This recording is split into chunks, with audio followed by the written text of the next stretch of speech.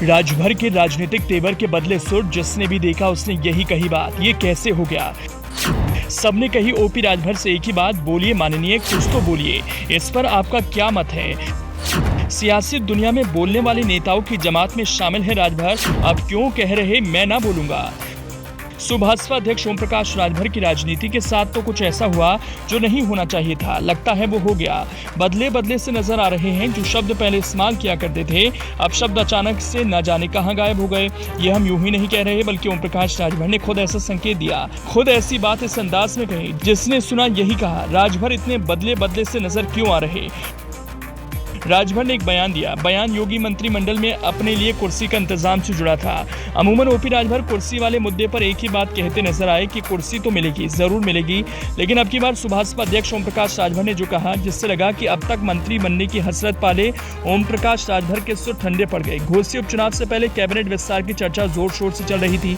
माना जा रहा था कि एनडीए गठबंधन का हिस्सा बने सुभाषपा प्रमुख को भी योगी मंत्रिमंडल का हिस्सा बनाया जा सकता है, लेकिन बीजेपी प्रत्याशी दारा सिंह चौहान की करारी शिकस्त के बाद कैबिनेट विस्तार टल गया। अब कहा जा रहा है नवरात्र में योगी मंत्रिमंडल का विस्तार हो सकता है। खुद के मंत्री बनाए जाने की चर्चा पर ओपी राजभर बयानबाजी से बचते नजर आए। एक चौंकाने वाला बयान दिया जो ओपी राजभर के स्वभाव के विपरीत है, बिल्कुल ही जुदा सा है।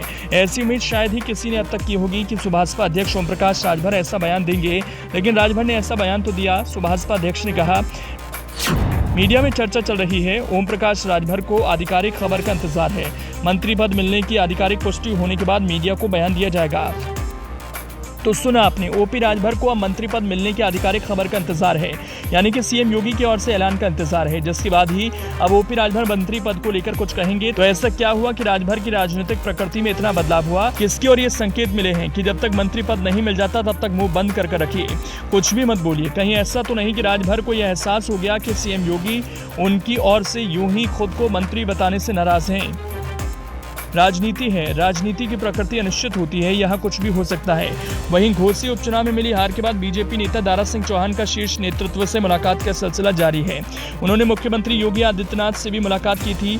मंत्रिमंडल विस्तार में देरी की वजह घोसी उपचुनाव के बाद बदला हुआ समीकरण माना जा रहा है। बताया जा रहा है कि लोकसभा चुनाव को देखते हुए बीजेपी कील कांटों को दुरुस्त कर लेना चाहती है।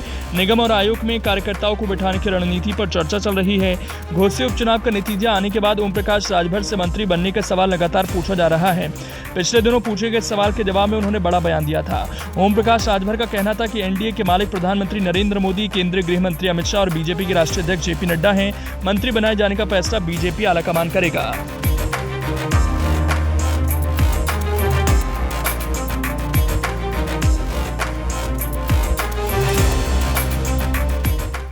हमारे चैनल को सब्सक्राइब करें और वीडियो सबसे पहले अपने मोबाइल पर पाने के लिए बेल आइकन को दबाएं।